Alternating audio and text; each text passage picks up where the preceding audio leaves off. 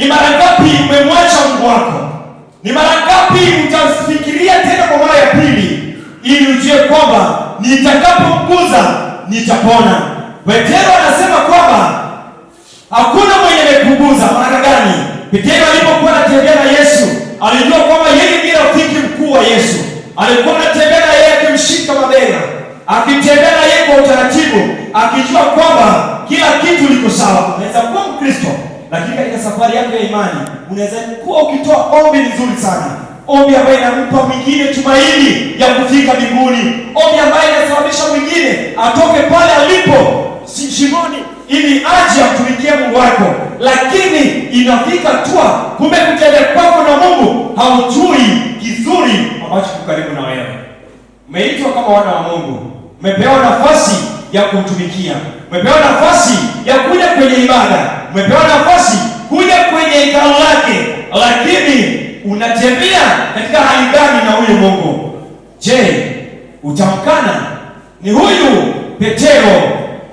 Unaweza kuwa Petero kwenye mkutano, unaweza kuwa yule mama, lakini cha muhimu, je, safari yako ina kupeleka wapi?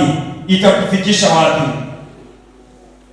Mama yule aliposikia kumhusu Yesu, yupo huko kwenye mkutano, maana tafakari ya kufikia yote ambayo ameyapitia, na anapopiga picha anaona ni kweli nimepotea, ni kweli nimemwasi, ni kweli nimemwacha Mungu, ni kweli nimepotokwa, hata japo nimekuwa nikimtumikia, lakini kuna sehemu ambapo nimepotokwa.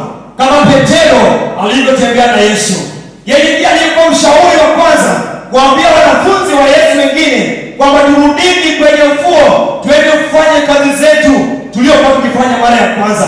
Wapo wengine kwenye mkutano ambao kuna shida katika familia, na shida hizi zinawasababisha hata wakuji kanisani. Shida hizi zinasababisha wakija kanisani ni kulala, kuwaza, wamemsahau Mungu wao. Hawajui kwamba Mungu huyu ndiye atawakomboa. Kama yupo mtu kama huyo, anasimama tuombe pamoja naye. Tunapoenda kwa ule wimbo tuliouimba, wimbo wetu nambari 14, kuna mtu kwenye mkutano anatafakari katika maisha yake, katika safari yake ya imani, ametembea tu na Biblia yake, kitabu chake cha nyimbo, lesoni amebeba na vitabu vingine vile vya unabii, lakini haujui kama vinakupotosha. Maana gani? Huenda umemsahau Mungu, umebaki kwenye Biblia. Kitabu cha Yohana inasema kwamba mwaweka fikira zenu kwenye kusoma Biblia, mnadhani kwamba mtapata uzima wa milele kwenye kwa kulingana na maandiko. Hapana, ni huyu Yesu ndiye ukimgundua kwamba yupo, uende kwake, uguze vazi lake, basi utakombolewa.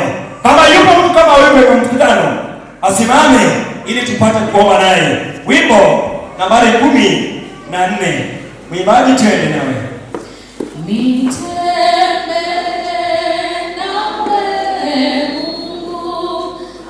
Unaposikia huo wimbo, fanya jinsi wimbo unaokueleza. Yupo mtu hapa, usifikiri ndani kwamba ni mimi ndiye ninayeongea, lakini Mungu anawahitaji wale ambao wamesongwa kimawazo, wale ambao wamechoka na safari ya dunia hii.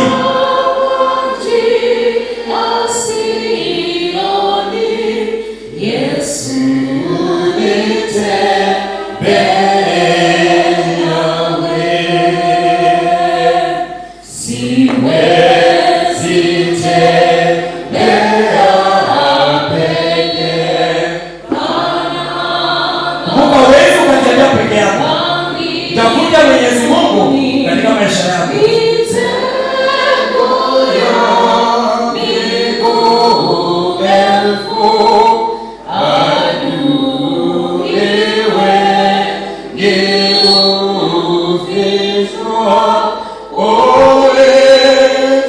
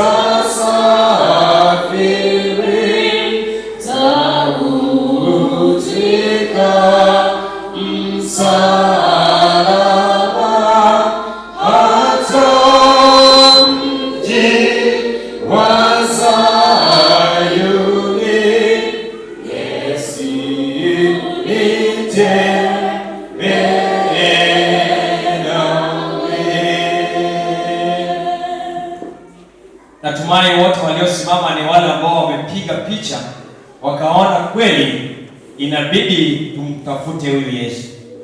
Inabidi tuguze hata vazi lake. Tusitembee tu na Mungu tukijua kwamba tuko sawa, lakini mara moja ama nyingine tunapotokwa katika safari. Popote ulipo, amini na tuombe.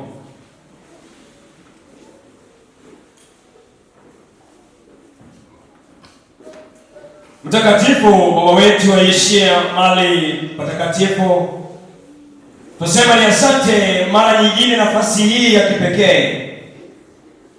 Umenena pamoja nasi kwenye andiko lako takatifu, tukiangalia jinsi mwana yule aliyekuwa akisumbuliwa katika maisha yake ulimfungulia njia. Basi nasi katika mara nyingine leo hii, Mwenyezi Mungu, twaja mbele zako tukilia, tukitoka machozi, tukiwa tumechoka, tukisema kwamba kweli safari ya hii dunia imetuchosha. Tuomba utufungulie njia, tutembee katika njia nyingine ambayo kiongozi ni wewe, ili tufike katika hali ya kupunguza hata pindo la vazi lako, tupate kuuishwa, tupate nafasi kwa mara nyingine, jina letu ulipatikane katika kitabu chako cha uzima wa milele.